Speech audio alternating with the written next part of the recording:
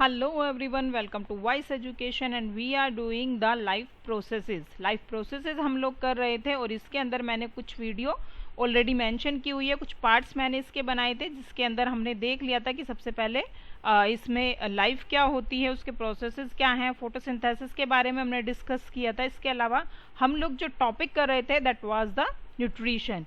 Nutrition start कर चुके हैं हम लोग। तो न्यूट्रिशन के अंदर हम लोगों ने सबसे पहले कर लिया था ऑटोट्रॉफिक न्यूट्रिशन। ऑटोट्रॉफिक न्यूट्रिशन आप सबको ऑलरेडी पता है, प्लांट्स उसके अंदर इन्वॉल्व होते हैं and why the plants is involve and we have mention in the last videos. अगर आपको ये डिस्कस किया हुआ पूरा कंप्लीट देखना है तो आप लास्ट वीडियो देख सकते हैं। आज जो हम डिस्कस करने वाले हैं इस चैप्टर के अंदर that is the heterotrophic nutrition. Heterotrophic nutrition के अंदर हम लोग डिफरेंट टाइप्स करेंगे और उसके बाद में हम लोग कुछ थोड़ा सा पोर्शन आपका नेक्स्ट टॉपिक का भी स्टार्ट कर देंगे।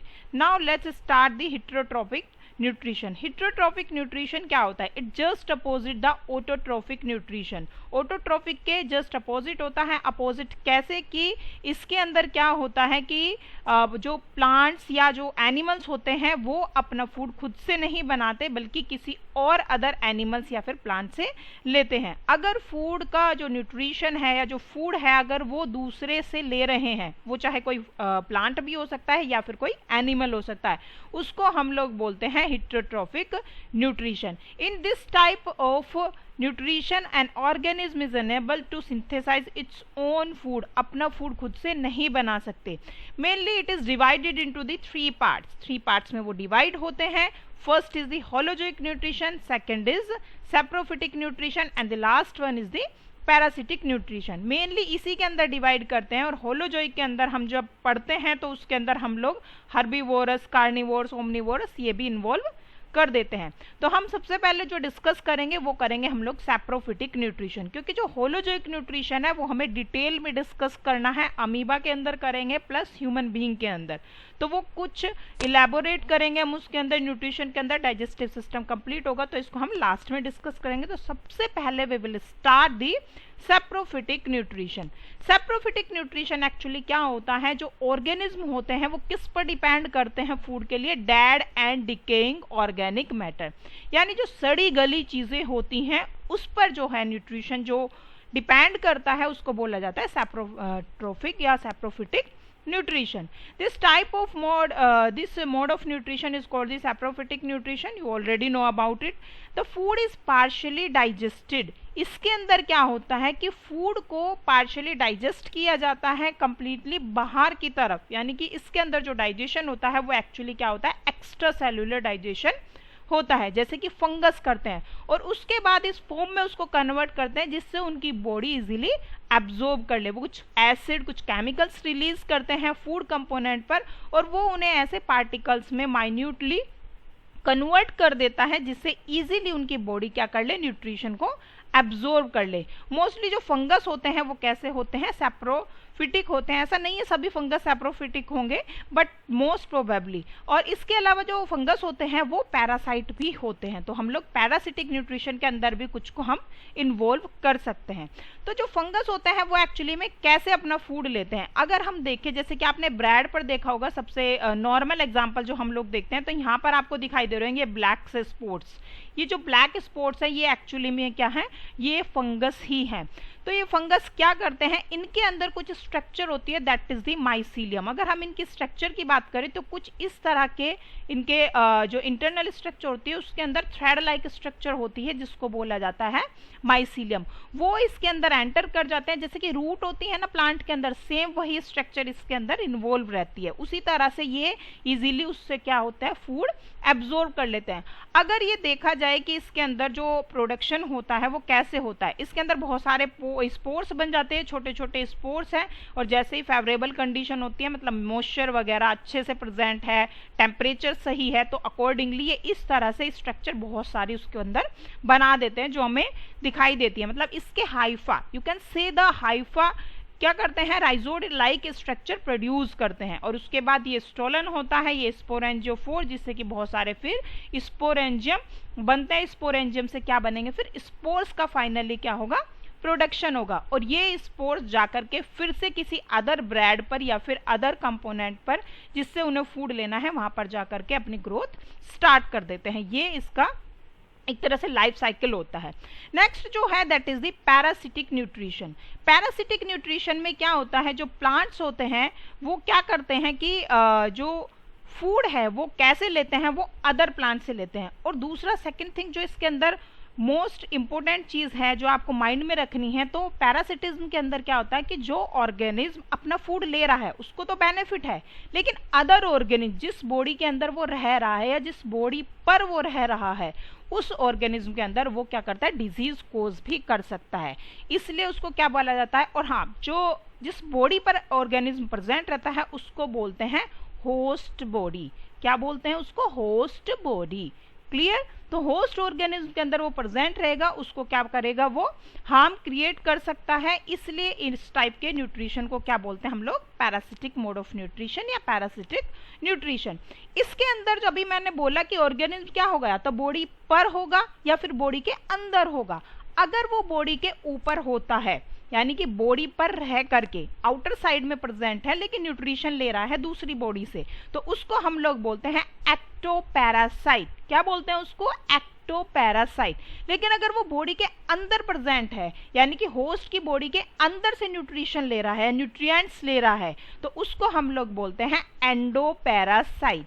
क्या बोलते हैं, एंडोपैरासाइट। क्योंकि एक्टो से मतलब क्या होता है, एक्सटर्नल पार्ट, राइट। तो एक्सटर्नल पार्ट से वो ले रहा है, तो एक्सटर्नल पार्ट से क्या हो गया आपका, ये हो गया आपका कि उसने बाहर से ही लिया है। और अगर हम अंदर की बात कर रहे हैं तो अंदर से मीन्स ऑब्वियस सी बात है कि वो अंदर से ही ले रहा है, तो उसको हम लोग बोल देते हैं एंडोपैरासाइट। जो लीच होती है, लीच जो है it is the example of the ectoparasite. Ectoparasite का एग्जाम्पल आप यहाँ पर देख सकते हैं कि बॉडी के ऊपर ये लीच क्या है, अटैच हो रखी है और ये क्या करती है, ब्लड को सक कर लेती है। तो ये डिपेंड किस पर कर रही है, ह्यूमन बॉडी के अंदर, ह्यूमन बॉडी पर डिपेंड करती है और वहीं से अपना न्यूट्रिशन लेती है। तो it is the ectoparasite. Example किसका हो गया, ये एक्टोपैरासाइट का। And in the case of Ascaris, Ascaris क्या होता है, एक टाइप का वोम होता है, कीड़ा आप लोग समझ सकते हो।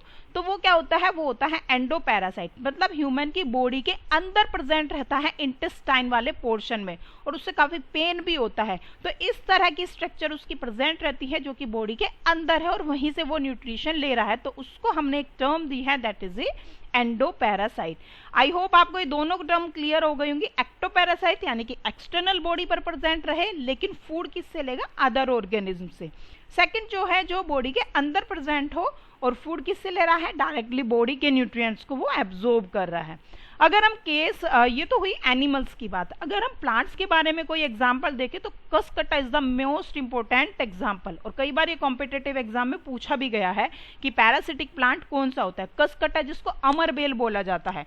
आपने अगर कभी फील्ड वगैरह में या कहीं इस तरह के एटमोस्फेयर में गए जहाँ बहुत सारे पेड़ पौधे होते हैं, ट्रीज वगैरह प्रेजेंट रहते हैं, तो वहां आपने इस तरह की स्ट्रक्चर देखी भी होगी। ये जाल सा बना हुआ होता है, मीन्स ये दूसरे प्लांट्स के ऊपर प्रेजेंट रहता है और वहीं से अपना फूड लेता है। अगेन फिर से ये अगेन क्या है, एक पैरासिटिक प्लांट है। आई होप आपको ये चीजें क्लियर हो गई होगी कि पैरासिटिक न्यूट्रिशन क्या होता है।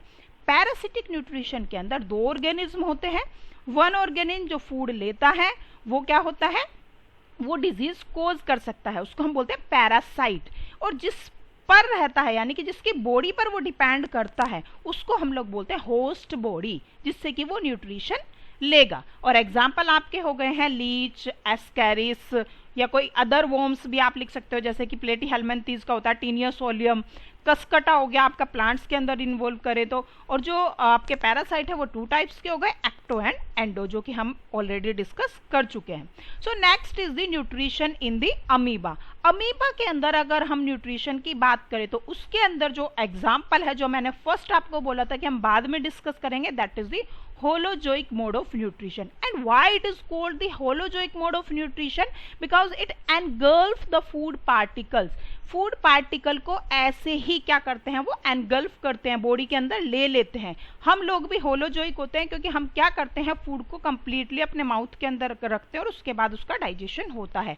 तो होलोजोइक मोड ऑफ न्यूट्रिशन इस तरह से होता है। इसके अंदर क्या होता है, food particle using by the pseudopodia. The process is called the phagocytosis.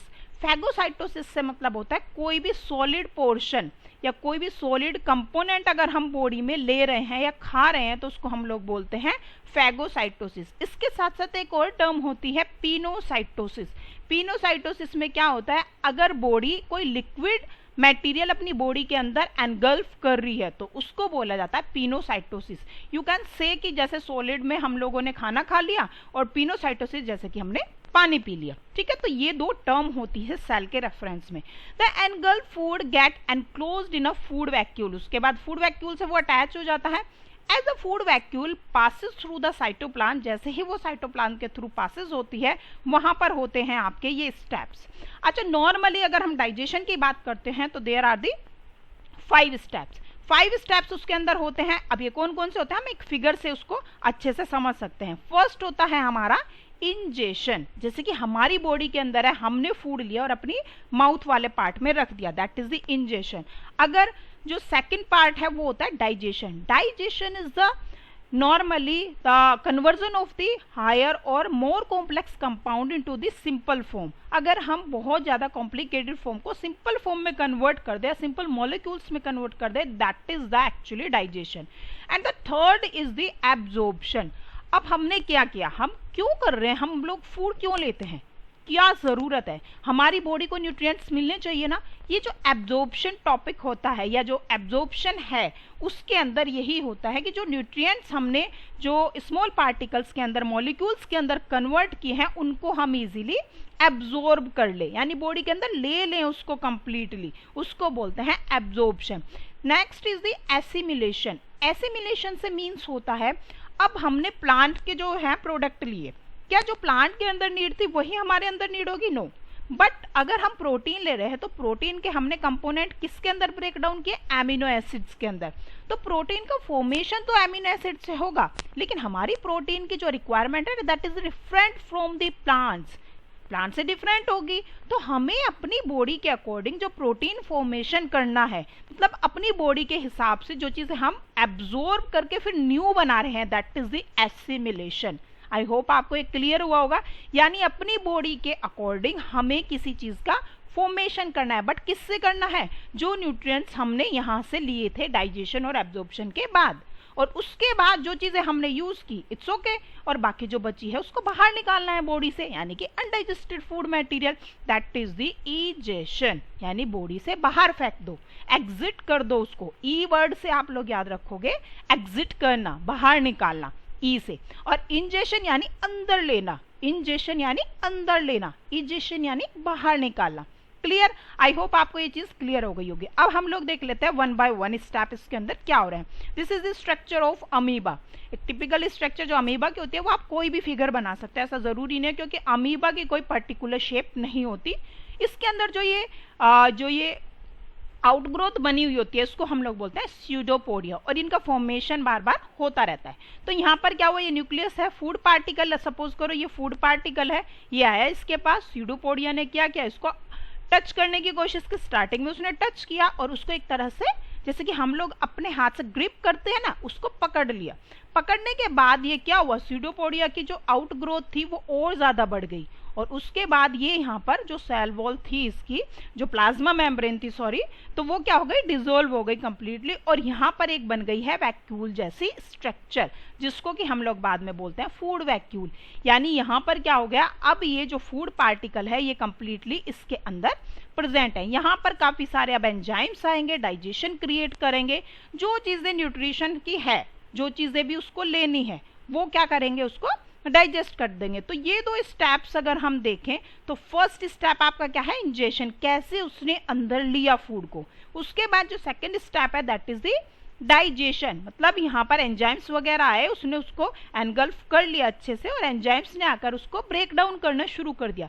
Break down करने के बाद आप देखो ये इतना बड़ा पार्टिकल था, अब ये इतना छोटा सा रह गया है, ठीक है, ये छोटू सा रह गया। उसके बाद में यहाँ पर क्या हो गया, एब्जॉर्प्शन होना शुरू हो गया, एब्जॉर्ब किया, जो चीजें जरूरत की थी उसने एब्जॉर्ब कर ली, बाकी जो नहीं जरूरत की थी उसने यूज करके, मतलब वेस्टेज मटेरियल की फॉर्म में उसको उसने बाहर रिलीज करने की तैयारी करने लगे। यहाँ पर एसिमिलेशन हो गया, मींस अपने अकॉर्डिंग चीजों को ले करके उसने बनाना शुरू कर दिया, और बाद में ये लास्ट में हो गया आपका इजेशन। एक फूड वैक्यूल की फॉर्म में ही वो बाहर उसको स्यूडोपोडिया, यहाँ पर क्या होगा, फूड वैक्यूल आएगी और यहाँ से क्या होगा फिर अटैच होकर के यहाँ से ये चीजें सेल मेम्ब्रेन अगेन डिसोल्व हो जाएगी और जो कंपोनेंट उसके अंदर प्रेजेंट है वो बाहर रिलीज हो जाएंगे। That is the egestion. Clear? यही मेनली स्टेप्स होते हैं जो कि हम लोग डाइजेशन में पढ़ते हैं। लेकिन अभी हमने क्या किया है, एक यूनिसेल्युलर ऑर्गेनिज्म के अंदर इसको स्टडी की है। अब इसके बाद हम लोग क्या करेंगे, हमें पढ़ना है मल्टी सेल्युलर में। और हम लोग किसके अंदर आते हैं, मल्टी सेल्युलर में, because I have a lot of cells. बहुत सारी सेल्स हमारी बॉडी के अंदर है, अच्छा खासा सिस्टम डेवलप है, तो हम नेक्स्ट वीडियो में डिस्कस करेंगे। Okay, thank you so much, take care and bye bye.